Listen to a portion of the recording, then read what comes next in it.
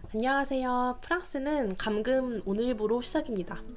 때문에 제가 어떻게 프랑스에 도착을 했고 프랑스 유학은 어떻게 시작을 했는지 그리고 대학교는 어떠한지에 대한 궁금증이 있으신 분들이 계신 것 같아서 답변을 오늘 한번 해보려고 합니다. 시작해볼까요? 제 채널 이름이 망장인 이유가 있는데요. 저 원래 이름은 민진이에요. 근데 민진 할 때 MINJIN이잖아요. 근데 불어로는 이 IN이 발음이 나요. 그래서 가끔 대학교에서 그 교수님들 출석 부르실 때 저한테 항상 망장이라고 부르시는 분들이 꼭 계셨어요. 그렇게 친구들이 저를 놀리고 망장이라고, 나중에는 한국 친구들까지 저한테 망장이라고 하더라고요.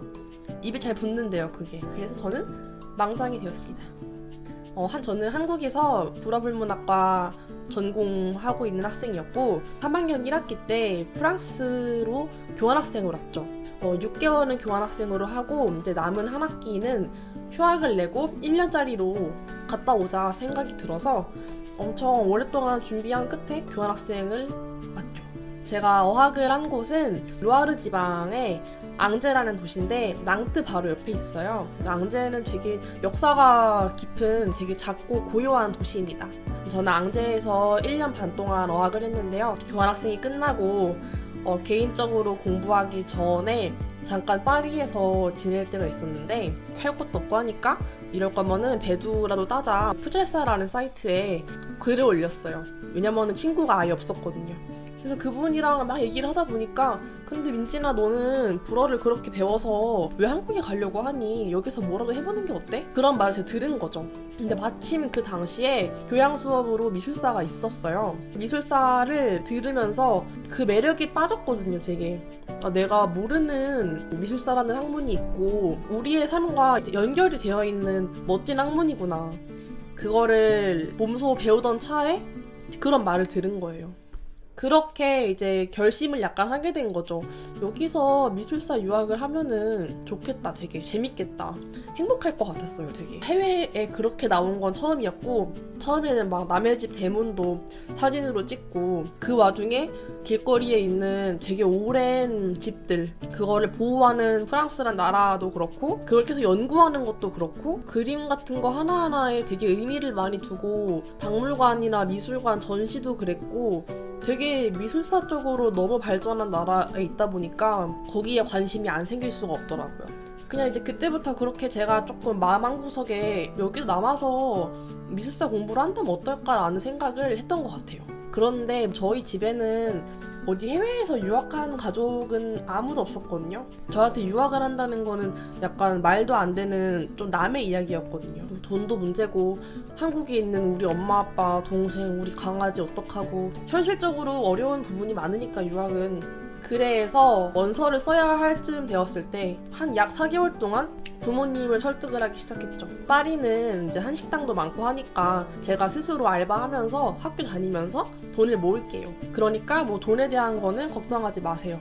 만약에 한 번이라도 유급을 당하면은 바로 접고 한국에 가겠다. 엄청 당찬 포부로 4개월 동안 설득을 했어요. 근데 저도 제 스스로 설득을 하면서도 과연 내가 이걸 할 수 있을까라는 생각도 동시에 했던 것 같아요. 그런 것 때문이었는지 스트레스를 엄청 많이 받아서 두통이라는 걸 모르고 살았는데 처음으로 만성 두통이 와가지고 한 4개월 내내 막 울고 엄청 그랬던 기억이 나거든요. 뭐 어찌 됐든 4개월을 고군분투한 끝에 허락을 받아서 원서를 급하게 써가지고 파리 소르본이라는 대학교에 보냈죠.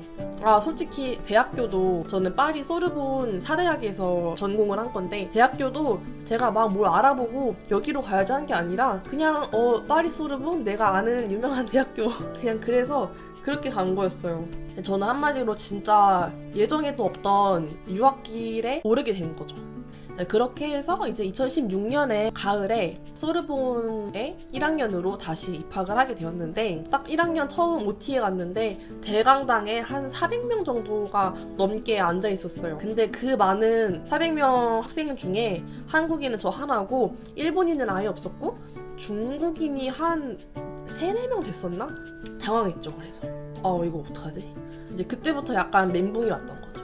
그리고 미술사를 제가 아까 교양에서 배웠다고 했잖아요. 어학원 교양 수업에서. 근데 제가 간과를 한 사실이 어학원 교양 수업은 말 그대로 외국인한테 알려주는 거니까 얼마나 쉽게 그 수박 겉 탈듯이 알려줬겠어요. 저는 그게 다라고 생각을 바보같이 한 거죠. 소르본, 그러니까 사대학 미술사 1년 과정은 1학기 때 고대 메소포타미아 문명, 고대 이집트, 고대 그리스, 고대 로마, 그리고 이제 2학기 때 르네상스랑 중세, 근대, 현대 이렇게 올라와요.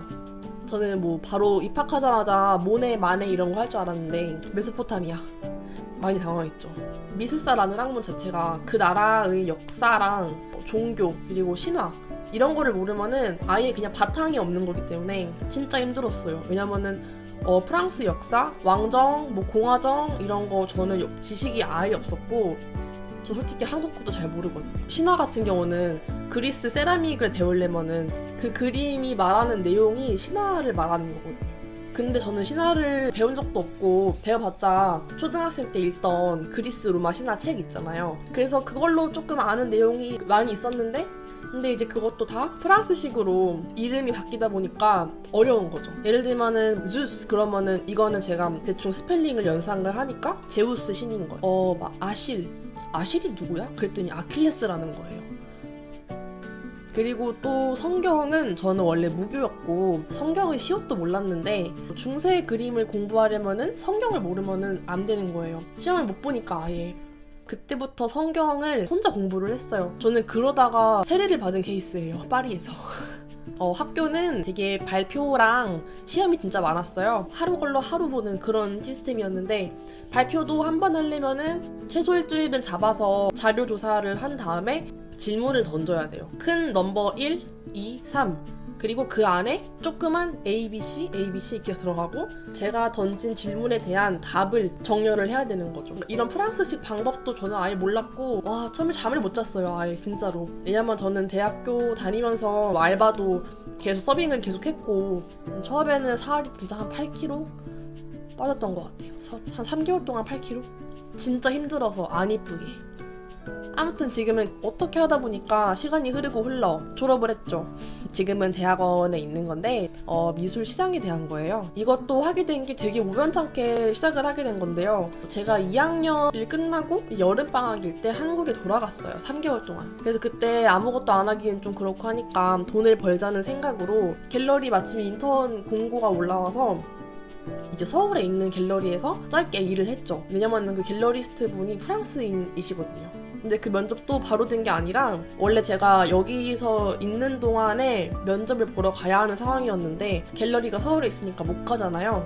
만약에 혹시라도 제가 한국에 들어가 있을 때 적임자가 없으면 연락을 주세요 라고 했는데 정말 거짓말처럼 연락이 온 거예요. 그렇게 일을 했죠. 너무 재밌는 거예요. 근데 너무 사람들도 좋았고 즐겁게 일을 해서 돌아와서 3학년이 끝나고 이제 뭐를 할까 하던 시기에 갤러리 쪽으로 가보자. 그래서 지금은 이제 거기 관련된 학교에서 공부를 하고 있습니다. 저는 원래 국립대를 지금 3년 다닌 거잖아요. 진짜 빡셌어요. 너무 힘들어서. 그러니까 국립대에서 더 이상 그 엄청 아카데믹한 방법으로 책을 진짜 이렇게 파고 생각을 엄청나게 하고 그거에 너무 제가 질려버린 거예요. 그래서 여기는 공부를 하고 싶은 사람도 공부하기 싫게 만드는 곳이다. 이제는 대학교 말고 에꼴로 가자. 에꼴은 이제 물론 국립도 있는데 대부분이 사립으로 운영하는 사기업 느낌이에요. 사립대학인데 더 전문적인 느낌이라고 해야 되나? 근데 문제는 비싸요. 그래서 이거 어떻게 할까 하다가 대출을 받아보자 생각이 들었죠. 그렇게 이제 대출을 받으려고 하니 프랑스는 보증인이 없으면은 아무것도 안 되잖아요. 그래서 그냥 보증인도 없이 홍대부를 잡았어요. 은행이랑.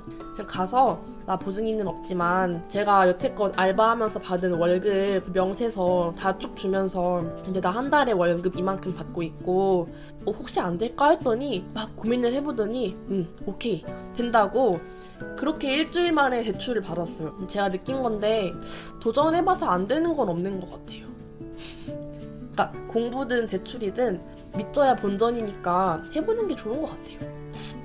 자, 제가 뭐 아주 완벽하게 답변을 잘 했는지 모르겠는데 이렇게 말씀드린 것들이 어떤 매뉴얼은 아니니까요. 저의 경험은 참고만 해주시고 아마 저보다 더 멋지고 좋은 프랑스 유학 계획이나 생활을 꾸리실 수 있을 거라고 저는 생각을 합니다. 그냥 참고만 해주시면 좋을 것 같아요.